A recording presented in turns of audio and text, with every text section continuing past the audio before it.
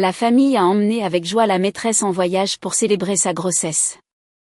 Pensant tenir toutes les cartes en main, j'ai discrètement effacé chacun de leurs noms des documents. Mais à leur retour, je me tenais devant la lourde porte en chêne massif de la somptueuse propriété que je connaissais si bien, située dans un domaine sécurisé de Neuilly-sur-Seine. L'épuisement accumulé durant le long vol de retour vers Paris s'évanouit en un instant, remplacé par une désolation incompréhensible. J'insérai la clé dans la serrure de sûreté, la tournai une fois, puis deux, mais la porte resta aussi immobile qu'un mur de forteresse. Persuadé de ne pas m'être trompé, je réessayai, mais le résultat fut le même. La porte était verrouillée de l'intérieur. Un vague sentiment d'inquiétude commença à s'immiscer dans mon esprit. J'étais intentionnellement rentré un jour plus tôt de mon voyage d'affaires pour surprendre mon mari, Valentin. Durant nos 7 années de mariage, ces surprises romantiques étaient devenues de plus en plus rares, mais je voulais raviver la flamme entre nous. Pourtant, la première surprise de la journée semblait m'être destinée. Je sortis mon iPhone et composai le numéro de Valentin. La sonnerie retentit longuement, éveillant ma nervosité. Il ne décrocha qu'à la 5e sonnerie. Sa voix semblait étrangement pressée et troublée. « Salut, Solène, tu as déjà fini ton travail ? » « Eh bien, je viens de rentrer. Je suis devant notre porte d'entrée. » Pourquoi est-elle verrouillée de l'intérieur ? J'essayai de garder ma voix aussi sereine que possible. Un silence de plusieurs secondes s'installa à l'autre bout du fil. Au loin, je pouvais entendre le faible bruit des vagues de l'océan et une musique forte et entraînante. Valentin n'était absolument pas dans une salle de réunion. Mon cœur commença à battre à un rythme irrégulier. Ah, oui. En fait, je suis dans une réunion cruciale avec un partenaire de capital risque. Je ne rentrerai probablement pas avant tard ce soir. Prends un VTC et va passer la nuit chez tes parents à Versailles. D'accord ? Je passerai te voir dès demain matin. Sa voix suintait le mensonge. Chaque mot qu'il prononçait était une aiguille transperçant ma confiance.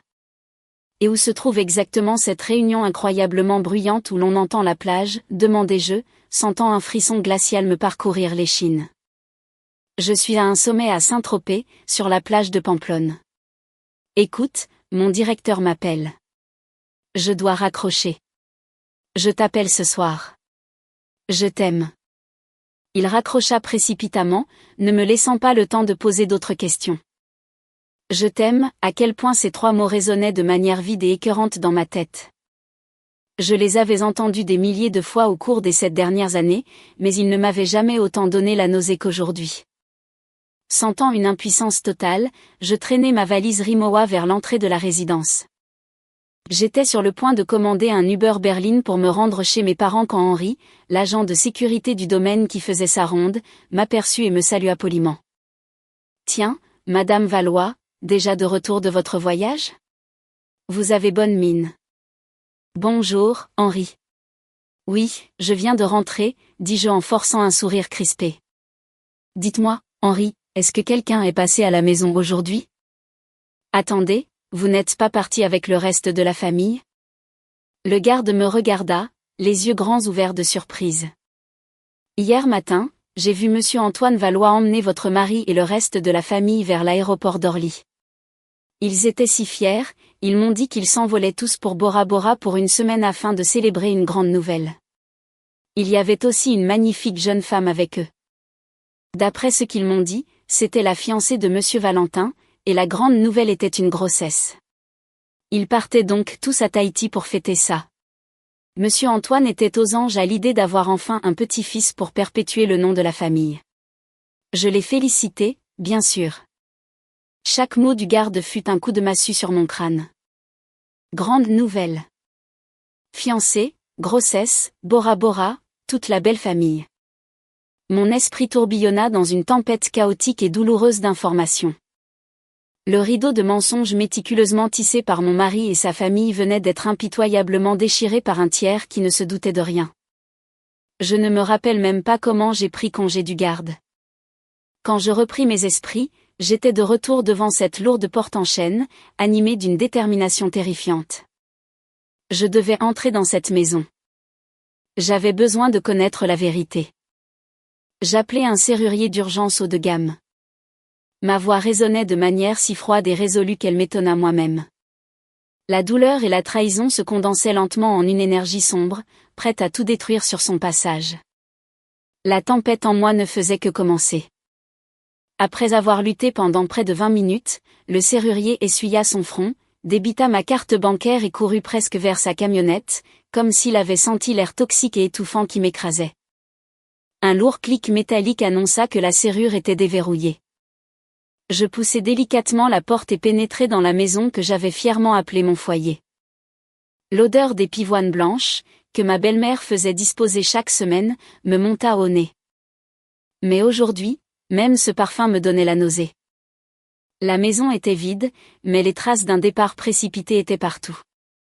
Des coussins jetés en désordre sur le canapé roche-beaubois, un verre de Perrier à moitié vide sur l'îlot en marbre. Mon cœur s'emballa alors que je m'approchais du mur de photos de famille. Je me figeai.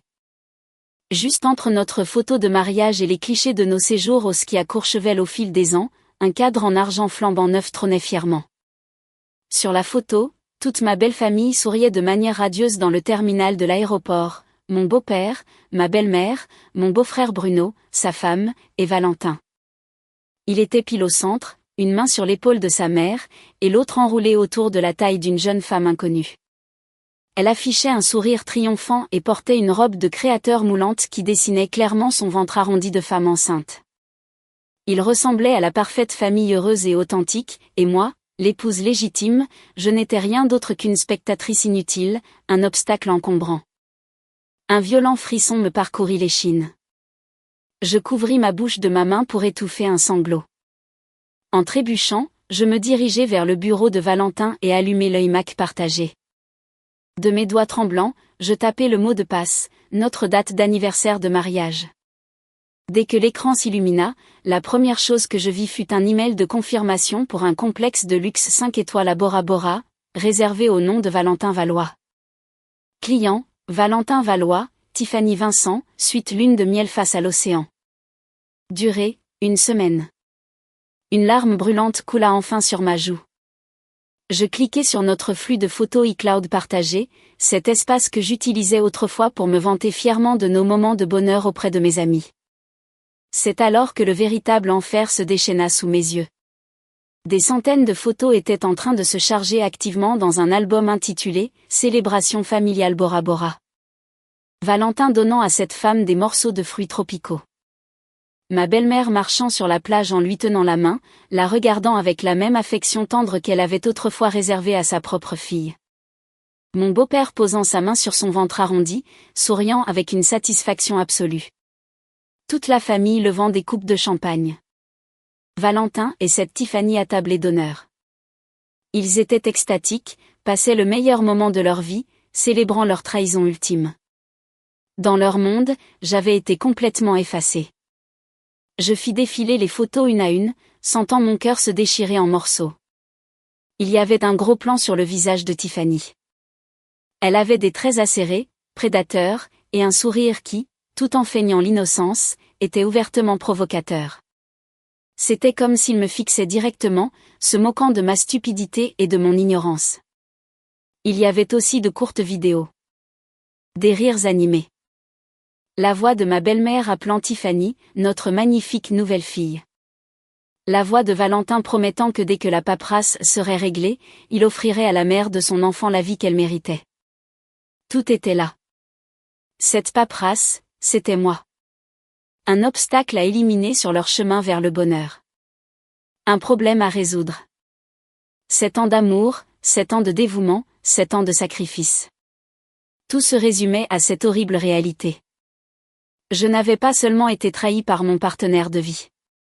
J'avais été poignardé dans le dos par sa famille entière. Des gens que j'avais respectés et aimés comme mes propres parents. Je rabattis brutalement l'écran de l'œil Mac. Le bruit résonna dans la pièce silencieuse. La vérité, cruelle et indéniable, était là. Les larmes s'arrêtèrent. À leur place, jaillissant des profondeurs de mon âme, une flamme de haine violente s'embrasa. S'ils voulaient la guerre, ils allaient la voir, et je ne serais pas la victime. Quand le choc initial se dissipa, un vide terrifiant s'empara de moi. Je me laissai glisser le long du mur froid, m'asseyant sur le parquet, fixant le vide. Je repassais tout dans ma tête, cherchant les signaux d'alarme que j'avais aveuglément ignorés. Les appels téléphoniques soudains et urgents de Valentin, ses déplacements professionnels imprévus à l'étranger, la Rolex absurdement chère dont ma belle-mère s'était vantée en disant qu'un partenaire d'affaires la lui avait offerte. Tout cela n'était que les pièces de puzzle d'une fraude magistralement orchestrée, et j'avais été la seule idiote dans le public à ne pas connaître le scénario. D'un pas lourd, je sortis sur le balcon et inspirai profondément l'air frais de la nuit parisienne. Les lumières de la vallée scintillaient au loin, mais pour moi, le monde s'était paré de cendres. C'est alors que j'aperçus ma voisine d'en face, Viviane, qui promenait son labrador. M'apercevant, elle fit de grands signes enthousiastes. « Oh mon Dieu, Solène, tu es de retour. Je croyais que tu étais partie avec la famille. » Je réussis à peine à esquisser un sourire de travers. Oui, j'ai dû rentrer plus tôt pour une urgence avec un client. Viviane traversa la rue, son expression changeant pour laisser place à une pitié gênée alors qu'elle baissait la voix. « Solène, s'il te plaît, ne tire pas sur le messager. » Mais l'autre jour, juste avant leur départ, Béatrice est venue prendre le café, et elle n'arrêtait pas de parler de la nouvelle compagne de Valentin. Elle n'arrêtait pas de dire à quel point elle est magnifique et charmante, et qu'elle va enfin donner à la dynastie Valois l'héritier tant attendu. Elle grimaça. Et elle m'a dit que votre mariage était mort depuis des années, et que ce n'était qu'une question de temps avant que vous ne vous déchiriez devant le tribunal de divorce. J'ai eu tellement de peine pour toi quand j'ai entendu ça. Quoi qu'il arrive, je suis de ton côté. Chaque syllabe fut une lame de rasoir tranchant le tout dernier fil fragile de dignité que je possédais. La digue céda. Ils ne s'étaient pas contentés de me tromper dans mon dos. Ils avaient activement fait campagne pour traîner mon nom dans la boue et m'humilier dans mon propre quartier. Cette femme que j'avais servie, ma belle-mère, avait proclamé la mort de mon mariage alors que je me tuais à la tâche pour ce que je croyais être notre avenir. Je remerciai mécaniquement Viviane et rentrai. La douleur avait disparu. Mon cœur brisé n'existait plus. Seule subsistait une rationalité d'une froideur polaire. Ils m'avaient acculé au pied du mur, ce qui signifiait que je ne leur devais absolument aucune pitié. Ma première démarche fut un audit financier. J'ouvris l'application de la Société Générale sur mon téléphone. Sur notre compte d'épargne joint, où nous avions accumulé de manière agressive plus de 400 000 € au cours des 7 dernières années, il ne restait plus que 850 €. L'historique des transactions était un véritable carnage de retraits massifs et de virements bancaires au cours des 2 derniers mois, coïncidant étrangement avec chacun de mes déplacements professionnels. Le bénéficiaire était une société écran inconnue remontant au nom de Tiffany Vincent. Mais l'hémorragie ne s'arrêtait pas là. Je vérifiai les cartes de crédit. L'American Express Centurion de Valentin était presque au plafond, saturé de dépenses chez Chanel et de frais de voyage exorbitants. Il finançait sa double vie avec notre argent. Avec mon sang, ma sueur et mes larmes. Ma rage atteignit son paroxysme absolu. Il ne s'était pas contenté de me tromper. Ils m'avaient escroqué. Ils avaient prévu de me dépouiller de tout ce que j'avais construit et de me jeter à la rue sans rien. Un frisson de dégoût et de haine pur secoua mon corps. Non. Je n'allais pas les laisser s'en tirer ainsi. Je me rassis à son bureau en acajou et ouvris mon MacBook. Mes doigts volèrent sur le clavier, rapides et mortels. Je commençai à rechercher les meilleurs avocats spécialisés dans les divorces complexes et les mesures conservatoires de sauvegarde des actifs en France. Le chagrin s'était muté en action. Les larmes étaient remplacées par un plan méticuleux et impitoyable de vengeance. Ils m'avaient donné une leçon magistrale de trahison. À mon tour de leur enseigner ce qu'étaient les conséquences. La nuit enveloppa complètement la région parisienne, mais je ne fermais pas l'œil de la nuit. La vaste demeure s'était transformée en une prison stérile. Je ne pouvais plus supporter d'y rester une seconde de plus. Je préparais un sac de voyage avec le strict nécessaire, et plus important encore, tous les documents financiers et disques durs que je pus trouver. Avant de partir, je jetai un dernier regard autour de moi. Notre immense photo de mariage encadrée semblait se moquer de moi. Sans hésiter, je l'arrachai du mur et la jetai dans le broyeur à ordures. J'avais besoin d'une rupture nette. Je conduisis sans but sur l'autoroute A13, les larmes coulant enfin librement. Finalement, mon Range Rover s'arrêta devant le seul sanctuaire qu'il me restait, la propriété de mes parents à Versailles. Ma mère fut horrifiée lorsqu'elle m'ouvrit la porte et découvrit mon état de détresse à 2 heures du matin. Elle m'enlaça farouchement, la voix tremblante. « Solène, mon Dieu, que s'est-il passé? Tu es blessée? Où est Valentin ?» Je ne pouvais pas parler. Je m'effondrai simplement dans ses bras chaleureux en sanglotant. Mon père sortit de son bureau, me jetant un seul regard avant que son visage ne se fige comme du granit. Ayant passé 40 ans comme un avocat d'affaires impitoyable, il comprit instantanément qu'une catastrophe s'était produite. « Viens à l'intérieur, ma chérie.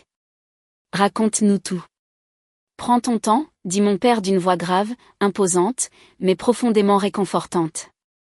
Sous la lueur chaleureuse du salon, je déballai tout. La porte verrouillée, le voyage à Bora Bora, la maîtresse enceinte, les photos iCloud, les comptes vidés. Je commençai en pleurant, mais au fur et à mesure que mon récit avançait, ma voix devint plus tranchante, plus clinique. Le chagrin d'origine se cristallisait en une fureur pure et sans mélange. Quand j'eus fini, ma mère tremblait de rage. Grand Dieu, comment des gens peuvent-ils être aussi dénués d'âme? Une famille entière complotant contre ma fille. Oh, ma pauvre Solène, quel enfer tu as traversé, pleura-t-elle en me serrant fort. Mon père ne dit rien. Il était assis dans son fauteuil en cuir, les mains jointes, le regard aiguisé comme des poignards. Son silence était infiniment plus terrifiant que n'importe quelle crise de colère. Quand je cessai enfin de parler, et desserra ses mains. Chaque mot qu'il prononça résonna comme un verdict. Solène, écoute-moi très attentivement. Premièrement, tu as assez pleuré. À partir de cette seconde précise, les larmes s'arrêtent. Tu n'as rien fait de mal. Ce sont eux les criminels ici. Tu n'as pas le droit de t'effondrer. J'acquiesçai en essuyant mon visage à la hâte. Deuxièmement, poursuivit mon père, nous allons les enterrer. Ce n'est pas un cas d'infidélité classique. C'est une fraude orchestrée. Détournement de biens communs, abus de confiance fiduciaire. En fait, si nous pouvons prouver l'étendue des virements bancaires, c'est du vol qualifié en bande organisée. Ton père ne va pas rester assis à te regarder te faire jeter comme un déchet. Mais, papa, qu'est-ce que je fais maintenant? Par où dois-je commencer, demandai-je, la voix encore un peu brisée. La toute première chose à faire est d'engager un requin. Pas seulement un bon avocat, un véritable tueur. Mon père plongea son regard dans le mien. Ce n'est plus une question de sentiment. C'est une guerre tactique et juridique. Tu te souviens de Clément Roussel? Le fils d'Antoine de tes années de lycée? Il est actuellement associé gérant dans l'un des cabinets de droit de la famille les plus impitoyables de la défense. Il est spécialisé dans les divorces de grande envergure et le recouvrement d'actifs. Il est brillant, il est féroce, et il ne les laissera pas respirer. Je me souvenais de Clément. Nous fréquentions les mêmes cercles au lycée et nous nous entendions bien. Il était d'une intelligence redoutable, plein d'esprit, mais réputé pour sa franchise brutale. Je savais qu'il avait fait ses études à Assas et à la Sorbonne, et qu'il s'était fait un nom prestigieux à Paris. Je réveille Clément tout de suite. Il sera là avant le lever du soleil, déclara mon père. En attendant, monte te reposer. Ce sera un bain de sang, et tu as besoin de toutes tes forces. La conviction inébranlable de mon père et l'amour féroce de ma mère me fortifièrent. Je n'étais plus une victime isolée. J'avais une armée derrière moi. Cette nuit-là, je dormis dans ma chambre d'enfant, enveloppée d'un sentiment de sécurité. Et le lendemain, à l'aube, je lancerai ma guerre. Une guerre pour récupérer mes biens, ma dignité, et exiger réparation. Il ne s'était pas écoulé 1 heure depuis l'appel de mon père lorsque la sonnette retentit. Clément arriva plus vite que prévu. Le garçon de lycée sarcastique et svelte que j'avais connu s'était métamorphosé en un homme imposant aux mâchoires dessinées, vêtu d'un costume sur mesure de chez Smalto. Seul son regard, perçant et intensément observateur derrière ses lunettes en écaille, était resté exactement le même. « Bonjour, monsieur et madame Lambert », salua Clément respectueusement avant de tourner son regard vers moi. Pendant une fraction de seconde, je vis une lueur de véritable empathie dans ses yeux, mais elle fut instantanément masquée par la froideur calculatrice d'un plaideur. « Ton père m'a fait un résumé rapide. Solène, passons les politesses. Ce n'est pas le moment de pleurer. C'est le moment d'agir. J'ai besoin que tu me détailles toute la chronologie. » N'omets aucun détail. Assise en face de Clément à la table de la salle à manger, je racontais à nouveau ce cauchemar. Cette fois, il n'y eut pas de larmes, pas de tremblements, juste une analyse chirurgicale des faits. Je glissai mon iPad de l'autre côté de la table, lui montrant les photos de Bora Bora, l'itinéraire de l'hôtel de luxe et les captures d'écran des comptes vidés de la Société Générale. Mon père se tenait à nos côtés, suggérant des angles juridiques issus de son expérience en droit des affaires. Pendant que je parlais, Clément tapait furieusement sur son ordinateur portable. Plus il en apprenait, plus son expression s'assombrissait. Quand j'eus fini, il leva les yeux, le regard mortel. La situation est encore plus grave que ce que j'avais initialement calculé, dit Clément d'un ton plat. Solène, ce n'est pas un divorce classique pour rupture de la vie commune. C'est une conspiration coordonnée pour te dépouiller. Ils ont planifié cela pour saigner vos biens communs à blanc avant de te signifier les papiers du divorce. En faisant cela, ils ont commis une erreur fatale. Ils sont devenus arrogants et ont laissé une trace numérique longue d'1 kilomètre. Clément tourna son ordinateur vers moi. À l'écran figurait un plan d'attaque méticuleusement rédigé. Voici notre stratégie. Nous exécutons un assaut sur 3 fronts. Premièrement, le levier financier. En France, l'infidélité n'a pas d'impact direct sur la liquidation du régime matrimonial, mais le recel de communauté ou le gaspillage des actifs communs pour une maîtresse en a un, absolument. Le voyage à Bora Bora, les Rolex, les sacs Chanel, chaque centime dépensé pour Tiffany Vincent sera déduit directement de sa part de communauté. Mon cœur battait la chamade. Je n'avais pas réalisé à quel point l'aspect financier me donnait du pouvoir. Deuxièmement, et c'est le coup de grâce, le front pénal, poursuivit Clément. Nous devons prouver que Valentin a détourné des fonds communs vers des sociétés écrans et a imité ta signature pour ouvrir des lignes de crédit. Tu as mentionné qu'il est le directeur financier de l'entreprise familiale, les entreprises Valois. Nous allons exiger un audit de toute l'entreprise. Je te garantis qu'il a utilisé les fonds de l'entreprise pour acheter une voiture ou un appartement à cette Tiffany. S'il a usurpé ton identité sur des contrats de prêt, c'est un faux en écriture, passible de poursuites pénales. Mais comment diable allons-nous obtenir ce genre d'informations confidentielles, demandai-je, mon anxiété grimpant en flèche. Pile à ce moment-là, la sonnette retentit à nouveau. Ma mère ouvrit et mon cousin Damien entra. Il était en tenue civile, mais sa posture rigide et ses chaussures de marche trahissaient son métier, capitaine de police à la brigade financière.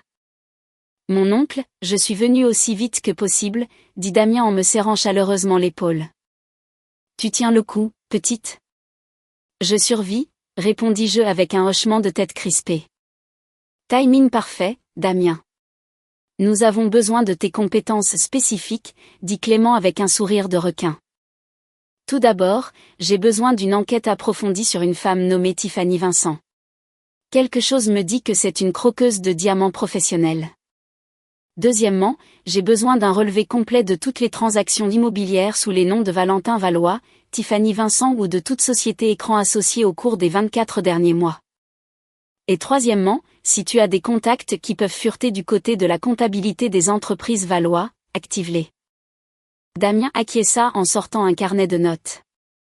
Considère que c'est fait. C'est une affaire de famille. Tu auras le dossier préliminaire d'ici 24 heures.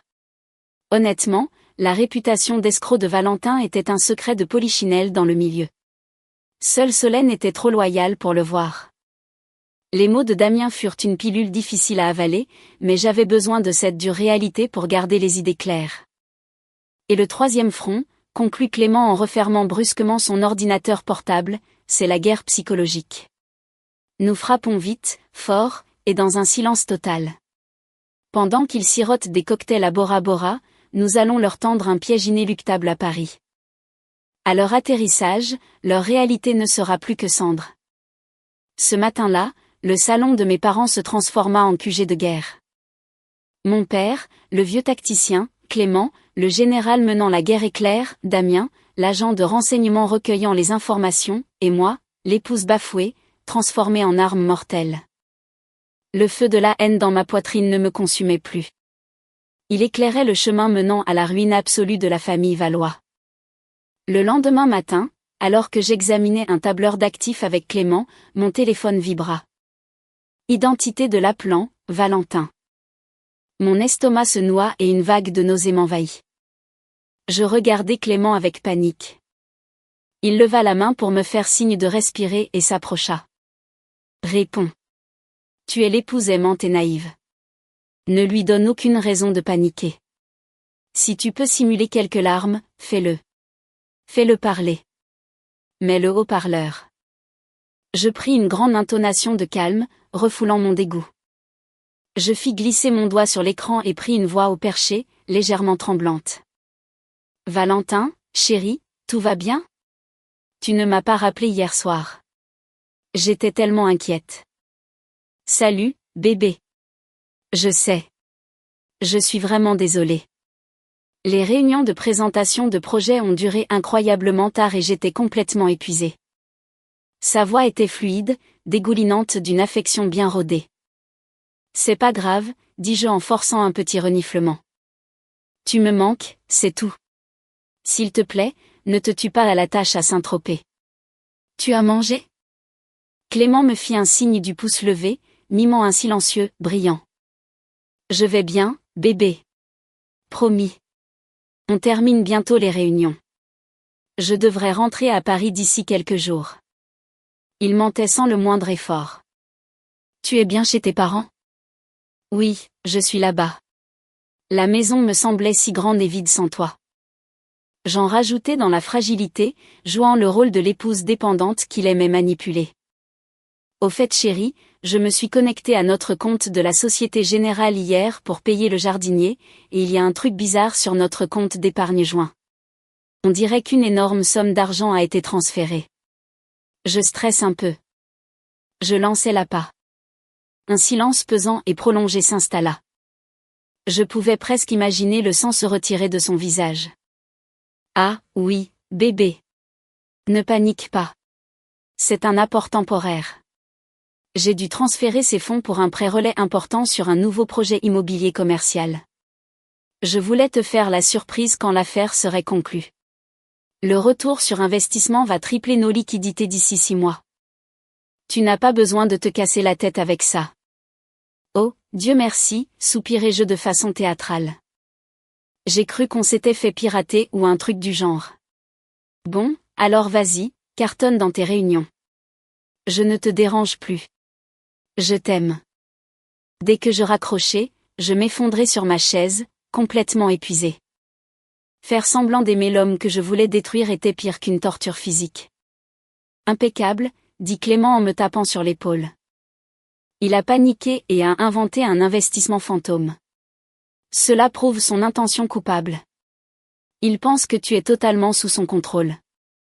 Nous gardons l'effet de surprise, il va baisser sa garde. Mon père acquiesça. Exactement, ajouta Clément, le regard sombre.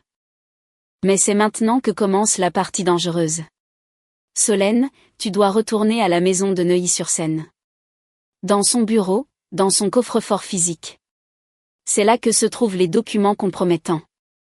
Comment puis-je y retourner? Je ne peux pas être seule dans cette maison. La simple idée de me retrouver dans ce sanctuaire de mensonges me donnait la chair de poule. Tu n'iras pas seul, dit Clément fermement. Je t'accompagne. Légalement, j'accompagne ma cliente pour récupérer ses effets personnels et des documents d'ordre privé dans le cadre d'une procédure de divorce en cours. C'est 100% légal. De plus, j'emmène un technicien en informatique légale. Il va cloner les disques durs de l'ordinateur de Valentin, y compris les partitions supprimées. Il ne pourra cacher aucune transaction. L'opération fut lancée. L'après-midi même, Clément, le technicien informatique et moi retournions sur les lieux du crime. Affronter les fantômes de mon mariage fut douloureux. Mais cette fois, je n'étais pas une victime éplorée. J'allais transformer le théâtre de ma trahison en terrain d'opération pour sa destruction. L'air à l'intérieur de la demeure était rassis et glacial. Pendant que le technicien copiait les disques de l'iMac de Valentin, Clément et moi fouillions méthodiquement son bureau. Derrière un cadre d'art moderne, nous découvrîmes son coffre-fort mural dissimulé. « Tu connais la combinaison ?» demandait Clément. Je secouai la tête, puis une suite de chiffres me traversa l'esprit, la date de naissance de Tiffany. Je me rappelais l'avoir vue sur un formulaire de ressources humaines qu'il avait négligemment laissé traîner il y a des mois, prétendant qu'elle était une nouvelle consultante externe. Mes doigts tremblaient en tapant les chiffres. Un déclic métallique retentit. La lourde porte en acier s'ouvrit. Il n'y avait pas beaucoup d'argent liquide à l'intérieur, mais le coffre était rempli de pochettes cartonnées, de statuts de constitution de sociétés écrans et de billets à ordre que je n'avais jamais vus auparavant. La découverte la plus horrifiante fut une liasse de documents de prêts commerciaux contractés auprès d'une banque privée. Sur les lignes de signature de caution solidaire, mon nom, Solène Lambert-Valois, avait été grossièrement imité. Ma vue se brouilla. Valentin ne s'était pas contenté de me tromper. Il avait tenté de me coller sur le dos des millions d'euros de dettes frauduleuses. Si son entreprise coulait, je serais ruiné à vie et risquerais des poursuites pénales pour complicité de fraude fiscale. Clément parcourut rapidement les documents, le visage figé par une colère froide. Il prit des photos en haute résolution de chaque page. « Je te tiens », murmura-t-il. Imiter la signature d'un conjoint pour obtenir des prêts frauduleux est un délit grave. On ne parle plus de tribunal de la famille ici, Solène. C'est de la prison ferme. La dynastie Valois est officiellement finie. Nous rangeâmes les preuves dans des mallettes et quittâmes immédiatement la propriété. À peine étions-nous rentrés chez mes parents et avions-nous versé un verre d'eau que l'interphone de l'entrée retentit violemment. Ma mère consulta l'écran de sécurité, la mâchoire serrée. « C'est Béatrice, ta belle-mère. » Mon père et moi échangeâmes un regard, puis nous nous tournâmes vers Clément. Il afficha un sourire carnassier terrifiant. Il saisit mon iPhone, ouvrit l'application dictaphone, lança l'enregistrement et le glissa dans la poche de ma veste. C'est le moment d'entrer en scène. Reste calme et laisse-la s'enfoncer toute seule. Plus elle parlera, plus elle s'incriminera. Ma mère déverrouilla la porte d'entrée et Béatrice Valois fit irruption dans le hall d'entrée comme un ouragan. Son allure habituelle de bourgeoise élégante de club de tennis avait disparu, aujourd'hui, elle semblait frénétique et venimeuse. Dès qu'elle posa les yeux sur moi, ignorant royalement mes parents, elle pointa un doigt manucuré vers mon visage. « Pour qui tu te prends à t'enfuir et à te cacher ici? Qui t'a donné la permission de déserter tes devoirs? » Béatrice, c'est la maison de mes parents. « Où voulais-tu que j'aille ?» dis-je d'un ton étrangement calme. « Ne t'avise pas de prendre ce ton avec moi. Je n'ai jamais vu une épouse aussi inutile et dramatique, hurla-t-elle. Valentin m'a tout dit. Tu passes ton temps à jouer les femmes d'affaires pendant que lui assure ton train de vie, et maintenant tu nous fais une crise d'hystérie pour des histoires de jalousie insignifiantes. Tu n'as jamais été digne de mon fils. » Mon père se leva brusquement de sa chaise, le visage rouge de colère. « Surveillez votre langage, Béatrice. Vous êtes chez moi, et je ne vous permettrai pas de manquer de respect à ma fille. Oh, regardez-moi ça, le papa qui défend sa petite fille si fragile, ricana Béatrice avec un mépris souverain. Laissez-moi vous expliquer clairement la situation. Mon Valentin a enfin trouvé une femme qui sait rester à sa place. Tiffany est splendide, docile, plus important encore, elle porte actuellement l'héritier des Valois. Alors tu ferais mieux de t'effacer gentiment. » Elle jeta une épaisse enveloppe Kraft sur la table basse. Voici un projet de convention de divorce par consentement mutuel rédigé par mes avocats. Signe-le. Nous t'offrons un appartement d'1 million d'euros à Boulogne-Billancourt en compensation pour tes années perdues. Prends l'immobilier et sors de nos vies. Ne me force pas à de la violence. Ton petit poste de directrice de collection dans cette maison d'édition. Je déjeune régulièrement avec ton président. Je peux faire en sorte que tu sois grillé dans tout le milieu d'ici vendredi. Je fixai ce simulacre d'accord à l'amiable, puis le visage arrogant et méprisant de cette femme que j'avais choyée pendant 7 ans. La bile me monta à la gorge, mais je me souvins des instructions de Clément. Je pris une lente inspiration, redressai mes épaules et plantai mon regard dans le sien. Béatrice, vous avez fini? Si oui, vous savez où se trouve la sortie. Je ne signerai pas vos papiers d'extorsion.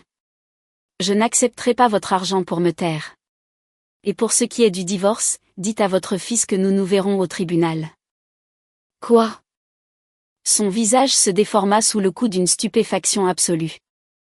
Elle n'aurait jamais imaginé que sa belle-fille autrefois si soumise et accommodante s'adresserait à elle avec une telle froideur. Alors qu'elle reprenait son souffle pour hurler à nouveau, Clément sortit du salon adjacent.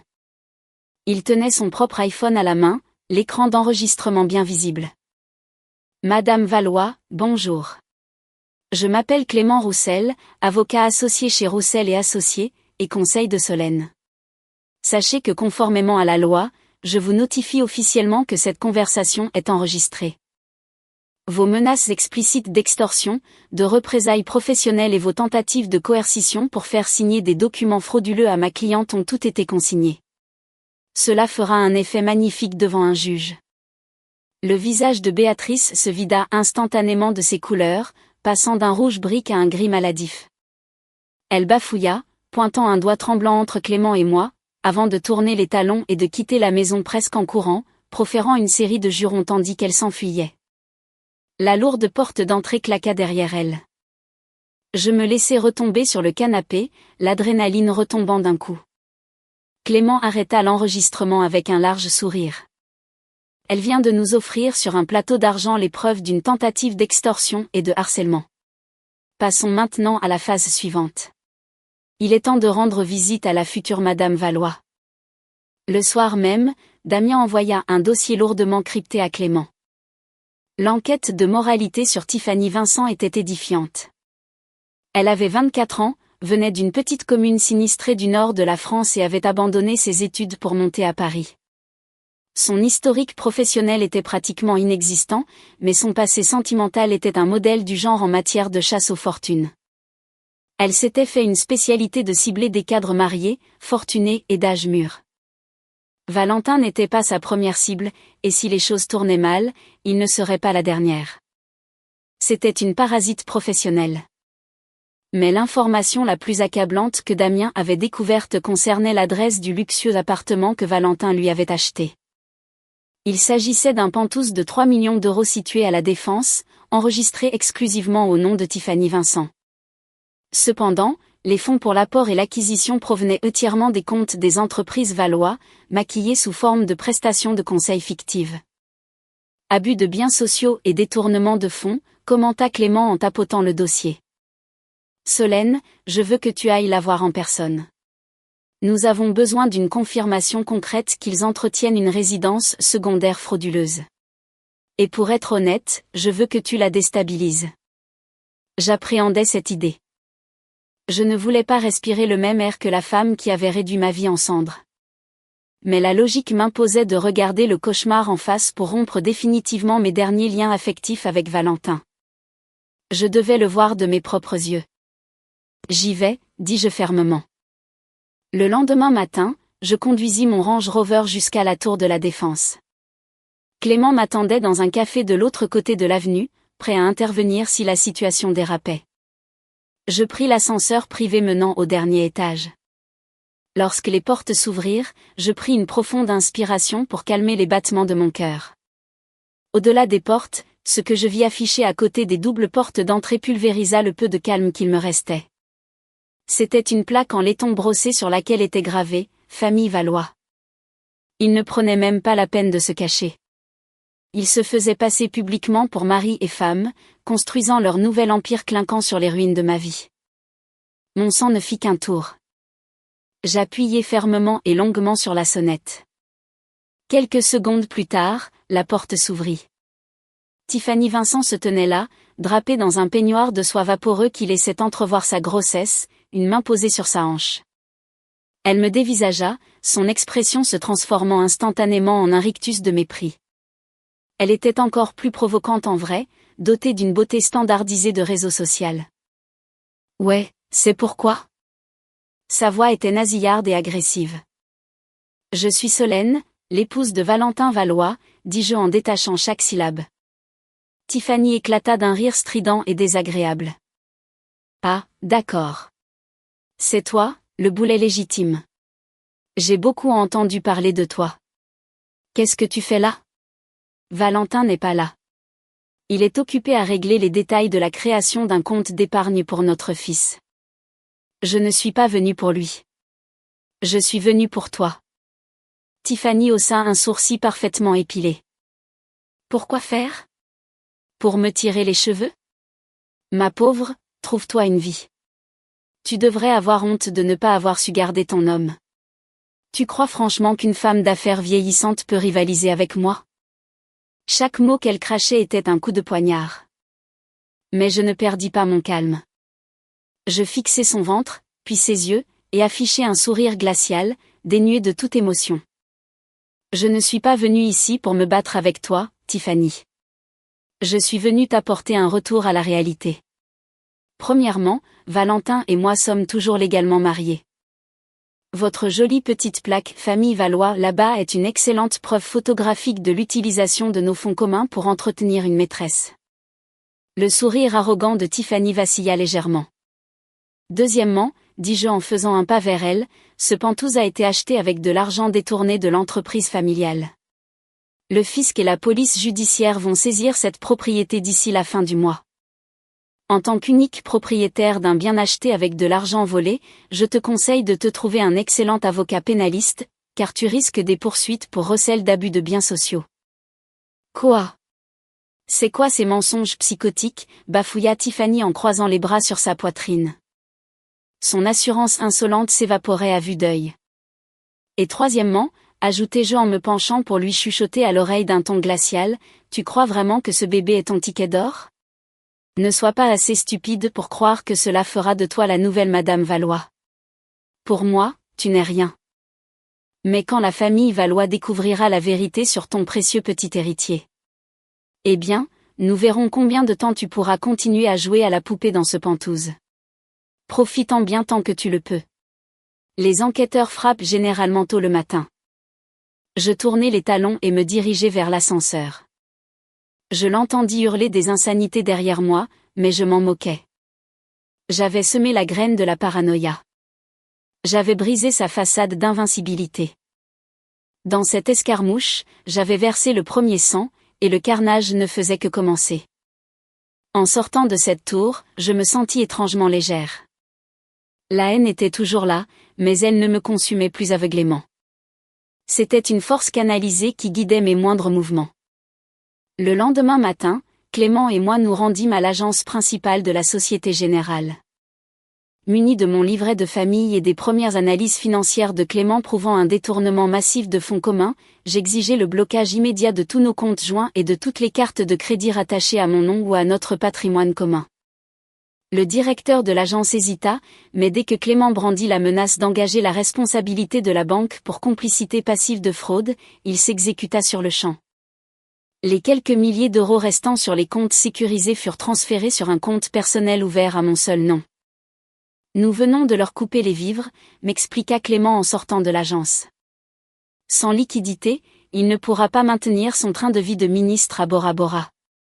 La panique va s'installer en quelques heures. L'attaque suivante fut d'une précision chirurgicale.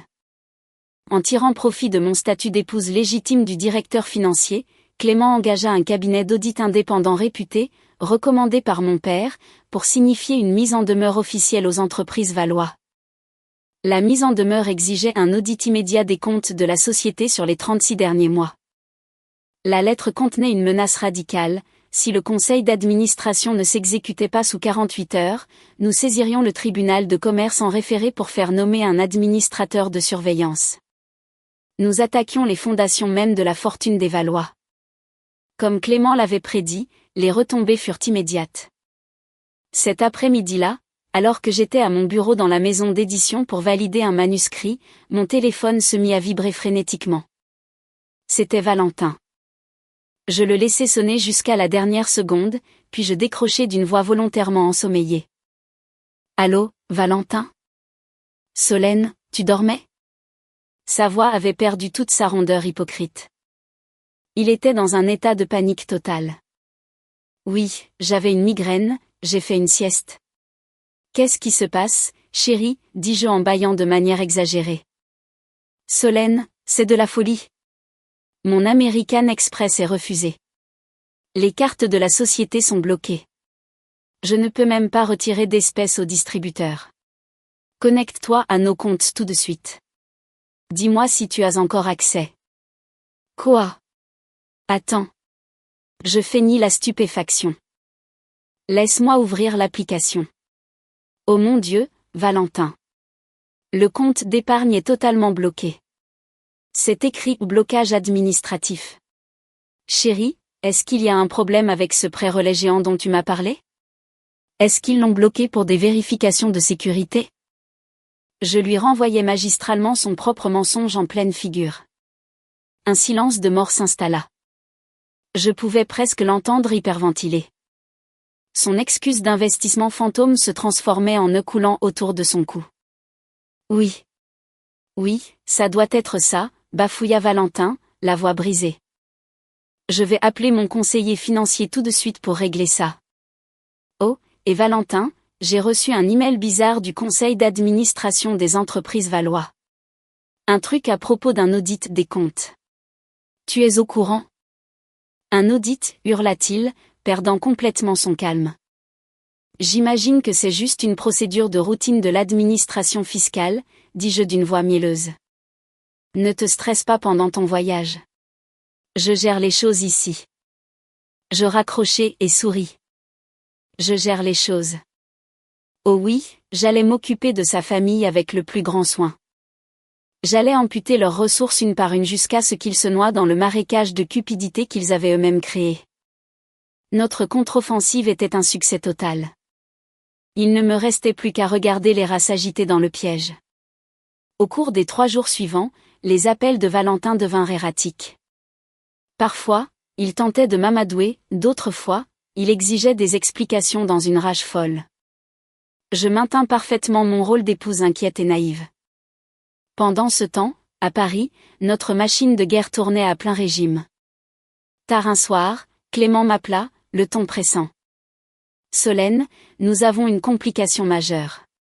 Valentin tente de jouer sur le droit au logement et l'occupation des lieux. Il vient de déposer un dossier en préfecture pour déclarer officiellement ses parents, son frère Bruno et Tiffany comme résidents principaux de la maison de Neuilly. Mon estomac se noie. Pourquoi? Qu'est-ce que ça change? C'est une stratégie d'occupation et de maintien dans les lieux, expliqua Clément. La propriété est à ton nom, mais elle a été acquise pendant le mariage. S'il parvient à établir que toute la famille y réside, il peut faire traîner une procédure d'expulsion pendant des années devant les tribunaux civils.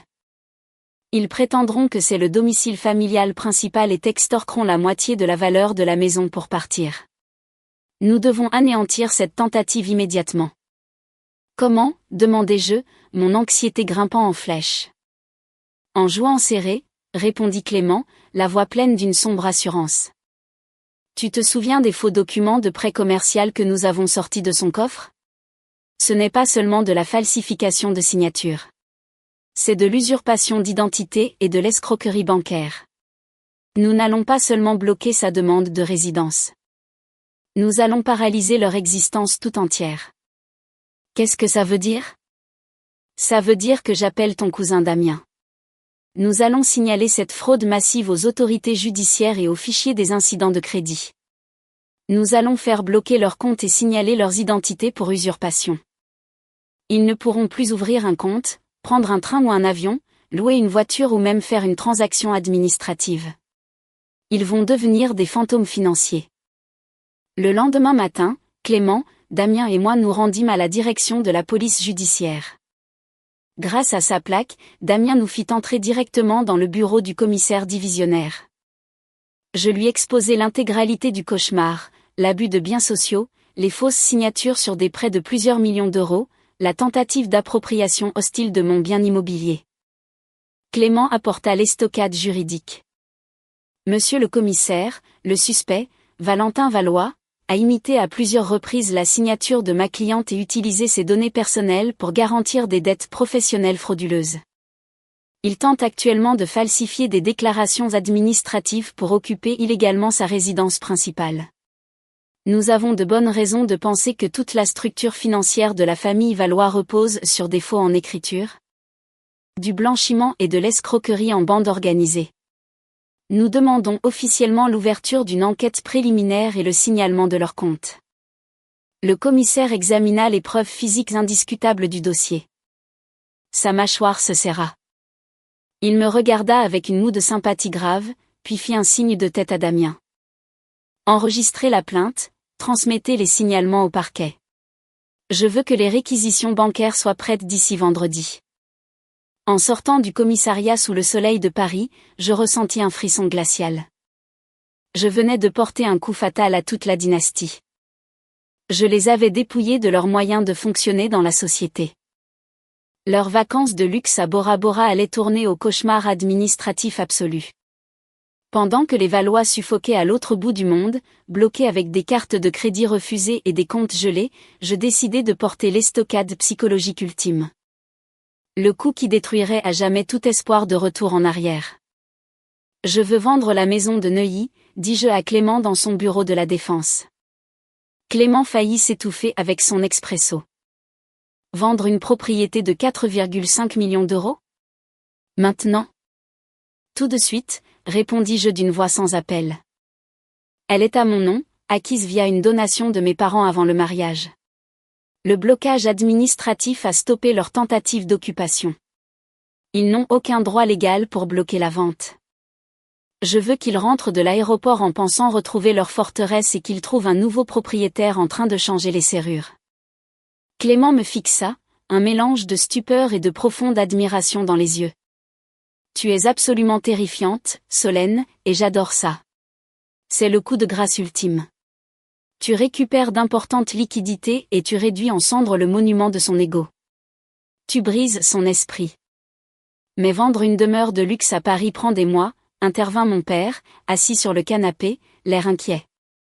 Je ne la vendrai pas à 4,5 millions d'euros, répliquai-je calmement.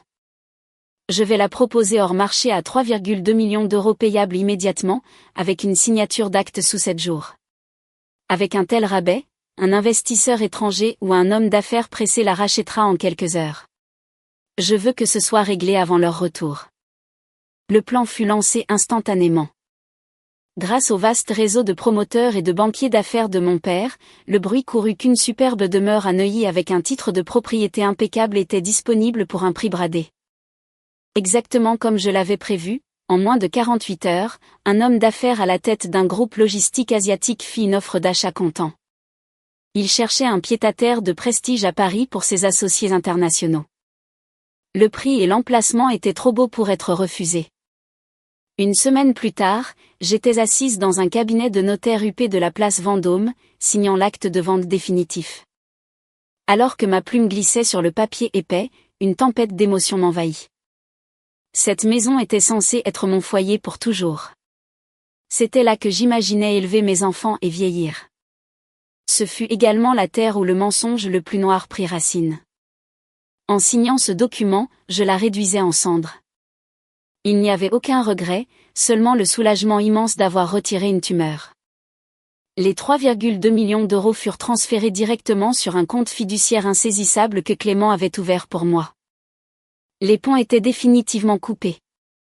La famille Valois avait perdu son argent, sa dignité, et maintenant le toit au-dessus de leur tête. Ils étaient virtuellement sans abri.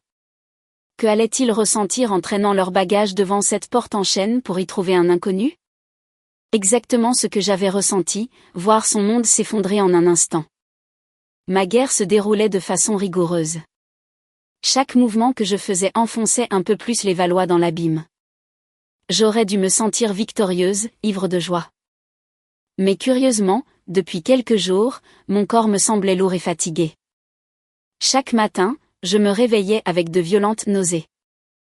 Je n'avais plus aucun appétit et j'étais en proie à une fatigue écrasante qui me donnait envie de dormir pendant des jours. Au début, je mis cela sur le compte du stress extrême et de la chute d'hormones liées au conflit.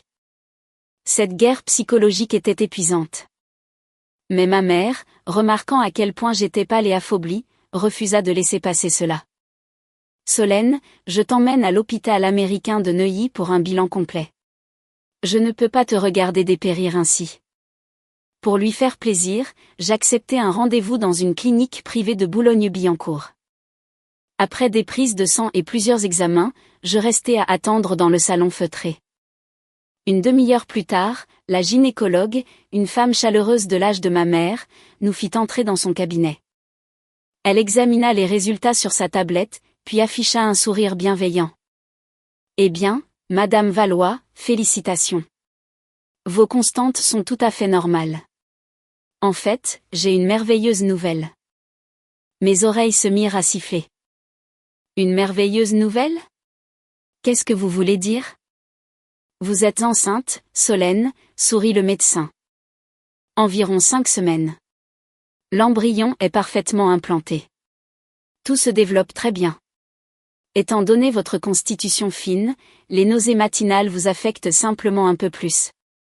Je vais vous prescrire de quoi vous soulager et un programme prénatal adapté. » Enceinte. Ce mot explosa dans mon esprit comme une grenade. J'étais tellement paralysée par le choc que je ne pus prononcer un mot. Ma mère, assise à côté de moi, laissa échapper un cri de surprise joyeuse, mais en voyant mon expression défaite, sa joie se mua instantanément en une profonde inquiétude. Je n'entendais plus le médecin.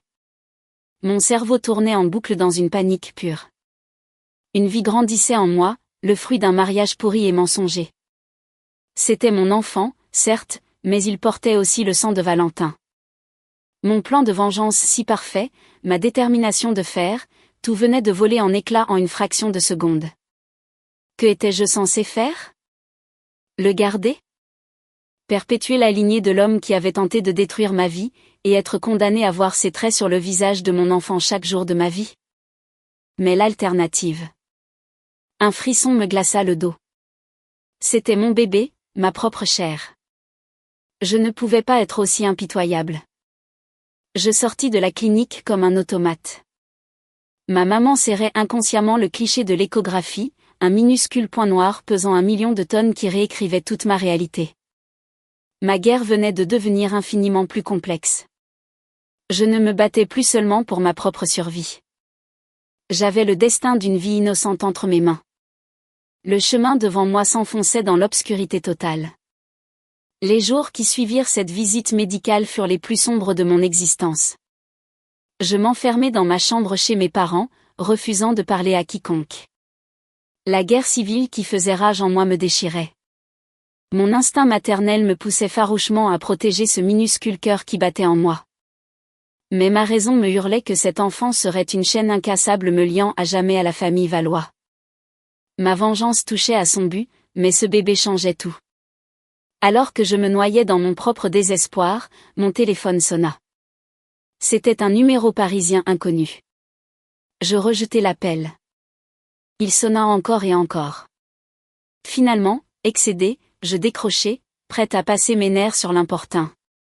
Quoi, tranchai-je. Est-ce que c'est Solène Valois ? La voix à l'autre bout du fil était celle d'une femme d'un certain âge, rauque, autoritaire et tranchante. Qui le demande, exigeai-je sur la défensive. Je m'appelle Elisabeth. Elisabeth Valois.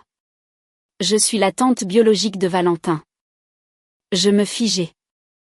La tante de Valentin. Personne dans la famille Valois n'avait jamais mentionné l'existence d'une tante. Elisabeth. Autant que je sache, Antoine Valois était fils unique. Comme si elle lisait dans mes pensées, la femme poursuivit. Tu es surprise, je le comprends. Mon frère Antoine a coupé les ponts avec moi il y a plus de 20 ans. Il préfère que le monde me croie morte. Pourquoi m'appelez-vous ? Demandai-je en serrant le téléphone plus fort. Parce que j'observe tes mouvements depuis une semaine, dit Elisabeth. Je sais pour la petite maîtresse de Valentin. Je sais que toute sa famille est de mèche. Et toi ? Tu as joué une partie magnifique. Bloquer les comptes de l'entreprise, couper leurs cartes de crédit, vendre la maison de Neuilly sous leurs pieds. Tu es impitoyable. Tu me rappelles moi au même âge. Il y avait une profonde amertume dans sa voix. Je t'appelle parce que je veux te donner l'arme absolue. L'ennemi de mon ennemi est mon ami, Solène. Et nous partageons un ennemi commun, la dynastie de mon frère. Pourquoi devrais-je faire confiance à un fantôme? Tu n'as pas besoin de me faire confiance, répondit-elle calmement. Rencontre-moi, tout simplement. J'ai quelque chose que tu dois voir. Quelque chose qui garantit que la famille Valois ne pourra plus jamais se montrer dans la haute société. Retrouvons-nous ce soir à 20h, au fond d'un café discret dans le quartier de Ménilmontant. Elle raccrocha. Je restai assise sur le bord du lit, l'esprit en ébullition. Une tante bannie surgissant de l'ombre pour m'aider à détruire sa propre famille. Cela ressemblait à un piège, mais je les avais acculés. Je n'avais plus rien à perdre. Je décidai d'y aller. À 20h pile, je pénétrai dans le café tamisé de Ménilmontant. Élisabeth m'attendait déjà dans une banquette au fond. Elle semblait avoir la fin de la soixantaine, avec des traits aristocratiques fins et un carré de cheveux argentés. Elle dégageait une aura impressionnante de puissance tranquille. Elle ne ressemblait en rien à Antoine. Alors que je me glissais sur la banquette, elle passa les préliminaires et poussa une vieille sacoche en cuir usé de mon côté de la table. À l'intérieur se trouvent les grands livres comptables d'origine des entreprises Valois, dit Élisabeth d'un ton plat. L'entreprise que j'ai bâtie avec Antoine. Lorsqu'elle a commencé à générer de réels bénéfices, il m'a évincé par des manœuvres douteuses au sein du conseil d'administration et a volé mes parts. Cette sacoche contient toutes les preuves de son évasion fiscale dans les paradis fiscaux, les sociétés écrans qu'il a utilisées pour blanchir de l'argent et les détournements de fonds qui ont construit son empire de façade. Transmets cela au fisc et à l'autorité des marchés financiers, AMF, et Antoine finira ses jours en prison. Sous le choc, je feuilletai les documents jaunis. Des codes de virement, des bilans falsifiés, des signatures accablantes. C'était un dossier financier incontestable. Mais ce n'est pas le coup de grâce, dit Élisabeth, ses yeux brillant d'une joie vive. Elle me tendit un document plastifié plié. Voici. Je le dépliai. C'était un rapport de test génétique d'un laboratoire privé. Sujet A. Antoine Valois. Sujet B. Valentin Valois. Probabilité de paternité, 0%. Mon cerveau court-circuita. Valentin n'était pas le fils biologique d'Antoine. Exactement, sourit Élisabeth en lisant mon expression. Valentin est le produit d'une aventure que Béatrice a eue avec un professeur de tennis du club de vacances il y a 35 ans. Antoine l'a découvert, mais il était obsédé par son image publique et avait besoin d'un héritier pour asseoir son pouvoir. Il a donc reconnu l'enfant. Mais en privé, il méprisait Valentin. C'est pour cela qu'il était si dur et violent psychologiquement avec lui. C'est le secret le plus sombre et le plus humiliant de la famille Valois. Élisabeth tapota la table de son index verni. Je te livre leur destruction sur un plateau. Ce que tu en feras ne dépend que de toi. Je regardai successivement la femme assise en face de moi et le rapport ADN dans mes mains tremblantes. La confusion étouffante qui m'habitait au sujet du bébé dans mon ventre s'évapora instantanément, remplacée par une clarté limpide et glaciale. Élisabeth venait de me tendre l'arme absolue, et j'allais frapper à la gorge. Les vacances à Bora Bora de la famille Valois s'achevèrent dans une catastrophe absolue. Ils ne rentrèrent pas en classe affaires. Après avoir mendié des prêts auprès d'amis incrédules du club de tennis, ils réussirent à rassembler assez d'argent pour acheter des billets sur un vol charter low cost. Leurs cartes bancaires n'étaient plus que des morceaux de plastique inutiles, leurs comptes saisis. Ils rentrèrent à Paris rongés par l'épuisement, la colère et une incompréhension totale. Le premier choc les frappa lorsque leur taxi s'arrêta devant la maison de Neuilly-sur-Seine. Les grilles en fer forgé bien connues étaient grandes ouvertes, et une camionnette de déménagement était garée dans l'allée. Une famille qu'ils n'avaient jamais vue supervisait des déménageurs transportant des meubles contemporains dans le hall d'entrée. « C'est quoi ce délire » hurla Antoine en remontant l'allée. « Qui êtes-vous ? Sortez de chez moi !» Le nouveau propriétaire, l'homme d'affaires, regarda Antoine comme s'il s'agissait d'un fou. Votre propriété? Vous vous trompez d'adresse, mon vieux. J'ai signé l'acte de vente vendredi dernier. La maison est à mon nom. Vendue? Achetée à qui? Hurla Béatrice, le visage blême. À la précédente propriétaire, Solène Lambert, répondit l'homme sans détour. Le nom de Solène s'abattit sur la famille Valois comme un missile de précision. Valentin resta pétrifié sur la pelouse, comme si son esprit venait de lâcher. Son épouse si douce et obéissante avait vendu sa demeure de plusieurs millions d'euros sous ses pieds et coupé légitimement leur unique ancrage à Paris. Humiliés et virtuellement sans abri, les Valois furent contraints de prendre 2 chambres dans un hôtel borgne de la banlieue parisienne. Le deuxième choc survint le lendemain matin. Antoine se rendit dans une agence bancaire pour tenter de retirer de l'argent d'un compte de secours dissimulé. Le guichetier l'informa que suite à une réquisition judiciaire de la brigade financière, son identité bancaire ainsi que celle de toute sa famille avait été signalée et bloquée pour soupçon d'escroquerie et d'usurpation d'identité. Plus de maison, plus d'argent, plus d'identité financière utilisable. La panique se mua en une colère violente. Dans leur chambre d'hôtel miteuse, il n'y avait qu'une seule cible pour leur haine, moi. Ils savaient que j'avais orchestré tout cela. Je vais trouver cette ingrate et la détruire, hurla Béatrice en jetant une lampe bon marché contre le mur.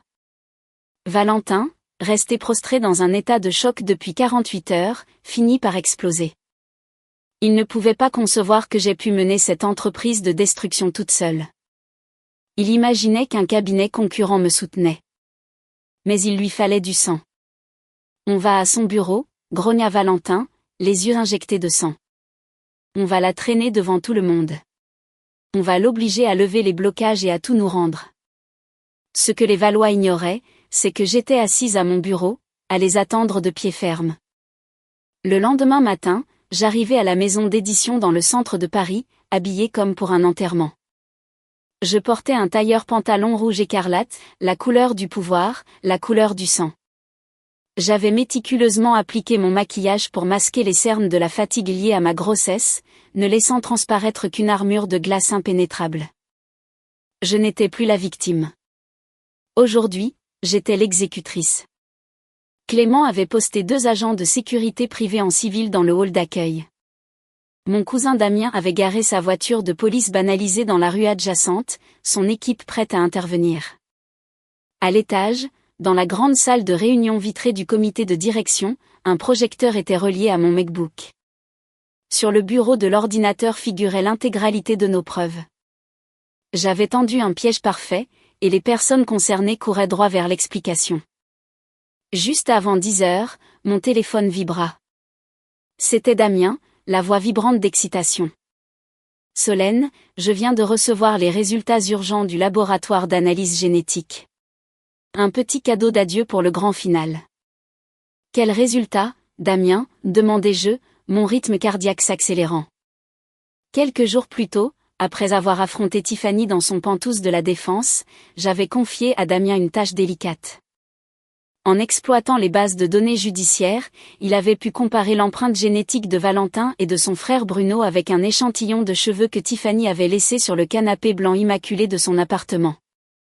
C'était à la limite de la légalité, mais je ne jouais plus selon les règles. Tu es assise, rit sombrement Damien. Le bébé que porte Tiffany. Ce n'est pas celui de Valentin. Je coupai ma respiration. Pas de Valentin? Alors de qui? De Bruno. Son frère aîné. Ma mâchoire se décrocha littéralement. Le choc fut immédiatement balayé par une vague d'euphorie sauvage et terrifiante. Ce n'était pas une simple infidélité. C'était une tragédie digne de Shakespeare.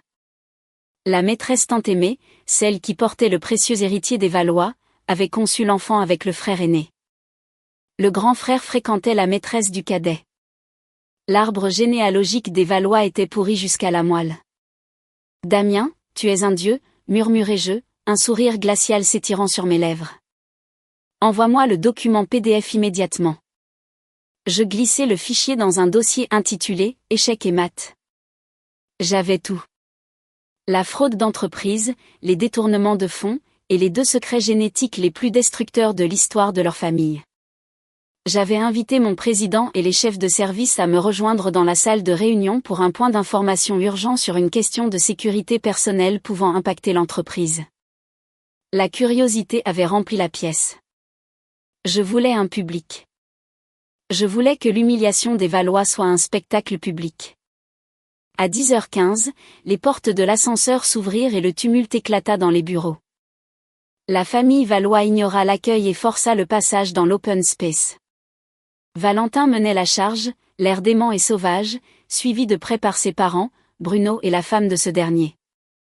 Solène, sors de là tout de suite, hurla Valentin, ignorant les regards horrifiés de mes collègues. Je sortis calmement de la salle vitrée et le fixai droit dans les yeux. A-t-il une raison pour laquelle vous hurlez ainsi sur mon lieu de travail, monsieur Valois? Ne joue pas à la plus maligne avec moi, espèce de folle. Béatrice se jeta en avant, levant la main pour me gifler.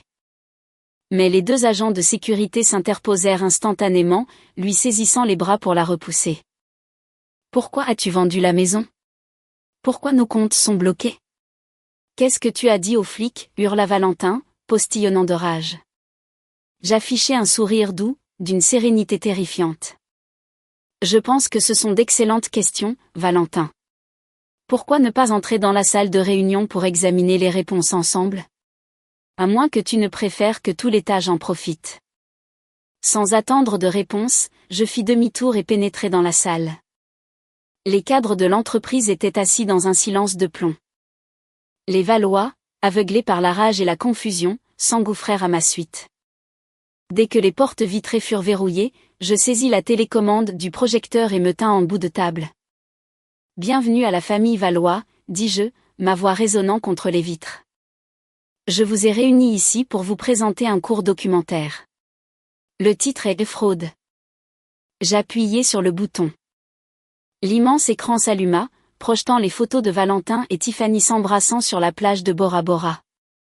Des murmures choqués parcoururent l'assistance. Le visage de Valentin devint blanc comme un linge. Premier acte, l'infidélité, déclarai-je d'un ton clinique. Mon mari Valentin Valois a utilisé des fonds communs pour financer sa double vie avec une femme nommée Tiffany Vincent, qui l'a mise enceinte. De plus, Antoine et Béatrice Valois ont non seulement facilité cette liaison, mais l'ont activement célébrée, finançant des vacances de luxe avec de l'argent volé sur mes comptes d'épargne. J'appuyai de nouveau sur la télécommande. L'écran afficha les documents de prêts falsifiés et l'historique des virements bancaires de la Société Générale. Deuxième acte, vol qualifié et escroquerie bancaire. Valentin Valois a détourné des biens communs pour acheter un pantouse de 3 millions d'euros à sa maîtresse et a imité ma signature pour garantir des dettes d'entreprise, un délit passible de poursuites pénales importantes. Antoine frappa du poing sur la table, la bave aux lèvres. Espèce de menteuse haineuse. Comment oses-tu diffamer mon entreprise devant ces gens? Vous diffamez? Je laissai échapper un rire bref et coupant. Écoutons plutôt l'enregistrement. J'activai la lecture sur mon MacBook. La voix criarde de Béatrice résonna dans la salle de réunion, prends l'immobilier et sors de nos vies. Ton petit poste de directrice de collection dans cette maison d'édition. Je déjeune régulièrement avec ton président.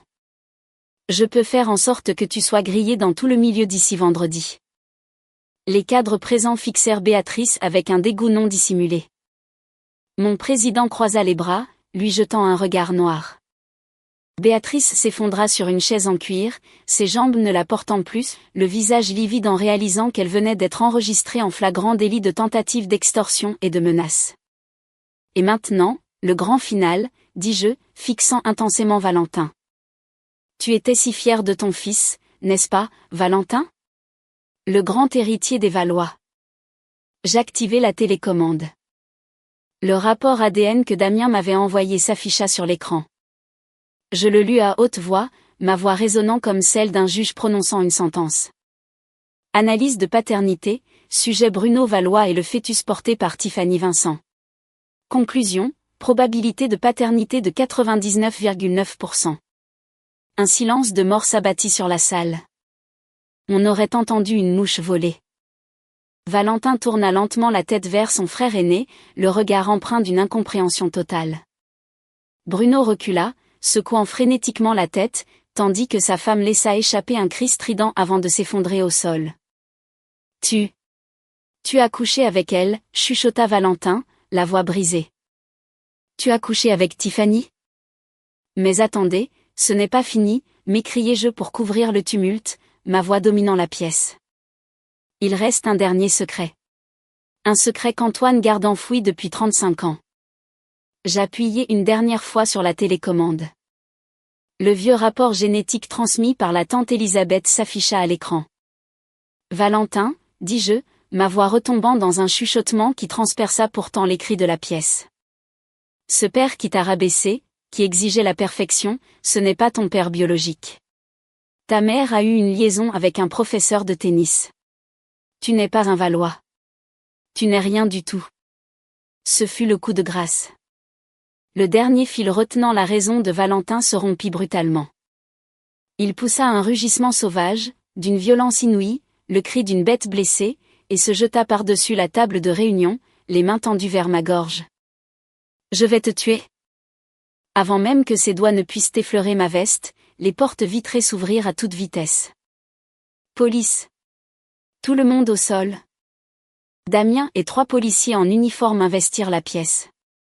Damien plaqua Valentin en plein vol, l'écrasant face contre terre sur la table en acajou, avant de lui passer les menottes. Valentin Valois, vous êtes en état d'arrestation pour tentative de violence volontaire, faux, usage de faux et escroquerie bancaire, lança Damien en le redressant par le col. Il se tourna vers les parents désemparés. Antoine et Béatrice Valois, Bruno Valois, vous nous suivez au commissariat pour complicité, abus de biens sociaux et tentative d'extorsion. Toute la dynastie fut évacuée de la salle de réunion, menottée, défilant devant mes collègues de travail plongés dans un silence de plomb. La pièce était terminée. Le rideau était tombé. Alors que je les voyais disparaître dans l'ascenseur, je posai inconsciemment une main sur mon ventre. La tempête avait ravagé la terre, mais j'en étais l'unique survivante. L'incident à la Défense fit l'effet d'une bombe dans la haute société parisienne. Une vidéo de la confrontation filmée en cachette par un stagiaire fuita sur les sites de presse à scandale et devint virale dans le monde entier en quelques heures. Du jour au lendemain, ma vengeance devint le sujet de discussion principal sur Internet. Les gros titres étaient partout, une éditrice parisienne détruit sa richissime belle famille en pleine réunion de direction. Elle révèle des secrets de famille, des fraudes et de faux héritiers. La frénésie médiatique était étouffante, mais contrairement à la plupart des scandales, l'opinion publique prit fait et cause pour moi de manière indéfectible. On me surnomma « la rose de fer ». On saluait mon sens de la tactique, mon calme et mon refus d'être une victime. Les forums de femmes s'enflammèrent, analysant ma vengeance comme la démonstration ultime de la survie face à des mariages toxiques. La famille Valois fut universellement condamnée. Pour échapper à cette tempête, je demandai un congé sabbatique prolongé à la maison d'édition et me retirai dans la propriété de mes parents à Versailles. Je coupai mon téléphone, ignorai les propositions d'éditeurs et me concentrai sur la seule chose qui importait, le petit cœur qui battait en moi. Un soir, alors que j'étais sur la terrasse avec mes parents, mon père, qui venait de lire un article louant mes compétences juridiques, posa sa tablette et me regarda longuement. « Solène, dit-il d'une voix très douce. Que as-tu décidé de faire pour le bébé ?» Je caressai mon ventre arrondi en silence. Ma mère tendit la main par-dessus la table et serra la mienne, les yeux brillants d'un amour farouche. « Quelle que soit ta décision, nous serons ton bouclier. Si tu veux cet enfant, nous t'aiderons à l'élever. C'est notre petit enfant, notre sang. Cet enfant est innocent dans toute cette histoire. » Des larmes de soulagement coulèrent enfin sur mes joues. Elle avait raison. Le bébé était innocent. La corruption appartenait aux adultes. J'avais accompli ma vengeance. J'avais détruit socialement et légalement les personnes qui avaient tenté de m'anéantir. Je ne pouvais pas laisser mes traumatismes passés justifier de mettre fin à une vie innocente. Je garde le bébé, dis-je d'une voix ferme et claire. Et je l'élèverai pour qu'il soit tout le contraire des Valois. C'est mon fils. Le mien, et le mien seul. Mon père poussa un long soupir de soulagement, un sourire fier illuminant son visage d'ordinaire si sévère. Une digne décision de la famille Lambert. Tu es devenue une véritable force de la nature, Solène. Pendant que je retrouvais la paix, un autre personnage de ce drame joua sa dernière carte. Tiffany Vincent, après avoir vu la vidéo virale et réalisé que l'Empire Valois était saisi par la justice, n'hésita pas une seconde. Forte de l'instinct de survie d'une aventurière, elle emballa tous ses sacs de marque, liquida ses bijoux et disparut dans la nature. Lorsque la police perquisitionna le Penthouse de la Défense une semaine plus tard, elle ne trouva qu'un appartement vide et la plaque en laiton, famille Valois, brisée sur le sol en marbre. Elle s'était enfuie avec l'enfant de la discorde, laissant derrière elle les hommes qui avaient détruit leur vie pour elle. Quelques mois plus tard, alors que la poussière était retombée, je reçus une lettre recommandée provenant d'un établissement pénitentiaire. Elle venait de Valentin. Il demandait un droit de visite. Clément me conseilla vivement de l'ignorer, mais j'avais besoin de tourner la page définitivement. Pour sceller à jamais le tombeau de mon passé, je devais regarder la situation en face une dernière fois. Je me rendis au parloir de la prison par un après-midi gris et pluvieux. Je m'assis dans la cabine stérile, fixant la vitre en plexiglas. Quelques minutes plus tard, le surveillant l'amena. Je le reconnus à peine. L'homme d'affaires arrogant et tiré à 4 épingles avait disparu. À sa place se tenait un homme brisé dans un survêtement de détention gris. Il avait le crâne rasé et les yeux cernés, marqués par l'insomnie et le désespoir. En m'apercevant, il plaqua ses mains contre la vitre, une lueur d'espoir s'allumant dans son regard éteint. « Solène, tu es venue. Je savais que tu viendrais, murmura-t-il d'une voix rauque. Je restai droite sur ma chaise, le visage de marbre. Solène, je suis tellement désolé, éclata-t-il en sanglots, les épaules secouées de spasmes. Je sais que les mots n'ont plus de sens aujourd'hui. J'ai été injuste. J'ai été le plus lâche et le plus pitoyable des hommes. J'ai détruit la plus belle chose qui me soit arrivée. Maudis-moi, fais ce que tu veux. Mais s'il te plaît, dis-moi juste que tu me pardonnes. J'esquissai un infime sourire glacial. Crois-tu sincèrement que mon pardon change quoi que ce soit à ta réalité, Valentin? Est-ce que cela efface les faux en écriture? Est-ce que cela sort ton père de détention? Je sais que non, pleura-t-il en appuyant son front contre la vitre. Je n'ai même pas le droit de te le demander. Je voulais juste te voir pour le bébé. Tu as gardé le bébé, n'est-ce pas? Je ne répondis pas. Je me contentai de le fixer. Solène, s'il te plaît, supplia-t-il en glissant contre la vitre. Protège notre enfant. Il n'a rien fait de mal. Il porte mon sang. S'il te plaît, laisse-moi être un père pour lui, même d'ici.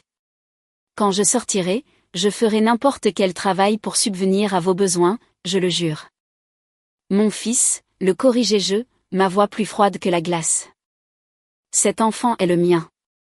Il n'a absolument aucun lien avec toi ni avec le nom des Valois. Tu es mort pour nous. Valentin accusa le coup comme si je l'avais frappé, puis acquiesça lentement, douloureusement. D'accord. D'accord. Tant que tu le protèges, j'accepte mon châtiment.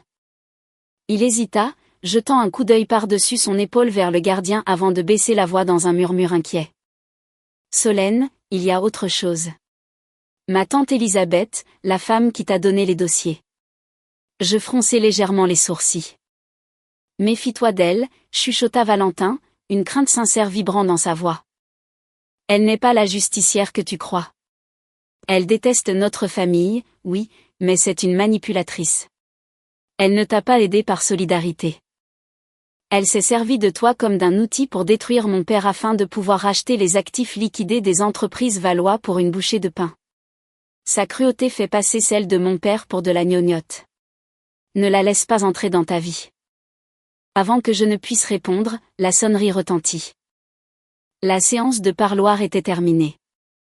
Alors que les surveillants l'emmenaient, Valentin continuait de tourner la tête vers moi, articulant en silence, « Prends garde à toi ». Je restai seul dans la cabine, l'esprit en ébullition. Un avertissement venant d'un manipulateur condamné n'était pas parole d'évangile, mais cela sema un doute dans mon esprit. Qui était vraiment Élisabeth? Mais j'étouffai rapidement cette paranoïa. Peu importait qui elle était. Ma guerre était finie. À partir de cet instant, je vivais pour moi et pour mon fils. Le passé et tous ses démons resteraient définitivement verrouillés derrière ce plexiglas.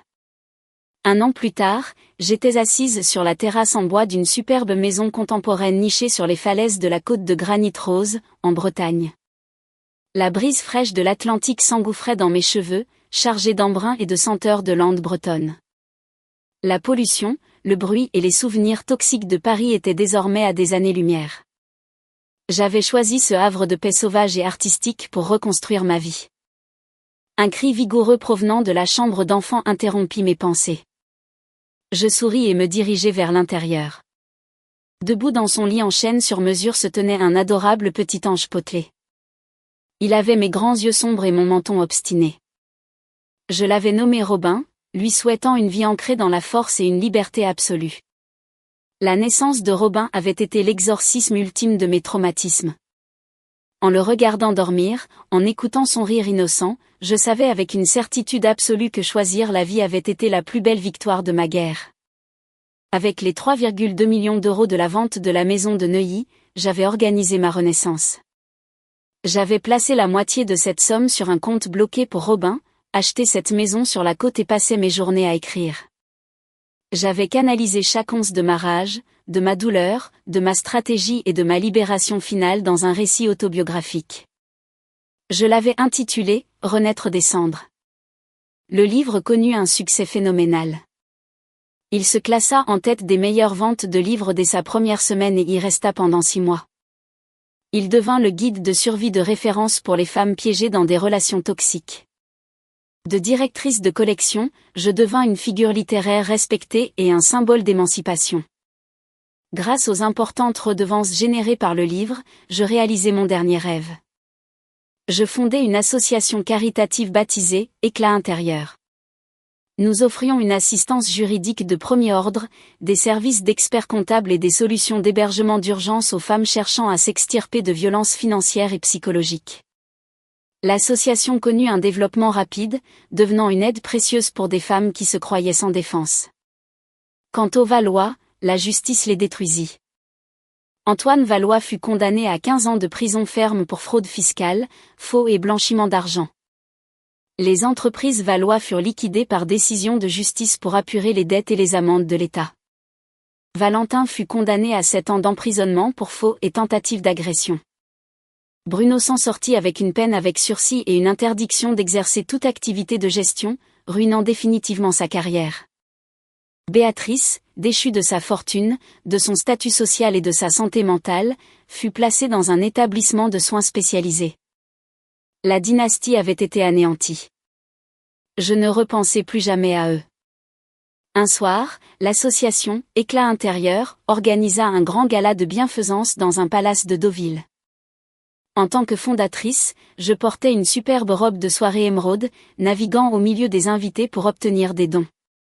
Robin, devenu un petit garçon énergique en smoking miniature, était porté par ma maman, profitant des attentions des convives. Alors que j'examinais une fiche de don, une voix familière et chaleureuse résonna derrière moi. « Solène ? Est-ce que c'est vraiment toi ?»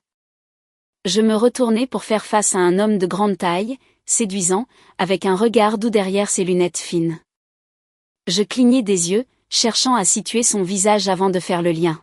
« Kevin !»« Oh mon Dieu, Kevin !» riai-je en l'enlaçant. « Qu'est-ce que tu fais là ?» Je pourrais te poser la même question, mais j'ai vu ton nom sur l'affiche du gala, sourit-il. J'ai lu ton livre, Solène. C'est un chef-d'œuvre. Je n'avais aucune idée de ce que tu avais traversé. Tu es d'une force incroyable. Kevin était un vieil ami de mes années d'études à la Sorbonne. C'était l'étudiant en architecture calme et brillant qui m'apportait du café quand je passais des nuits blanches à la bibliothèque de l'université. Nos chemins s'étaient séparés après l'obtention de nos diplômes.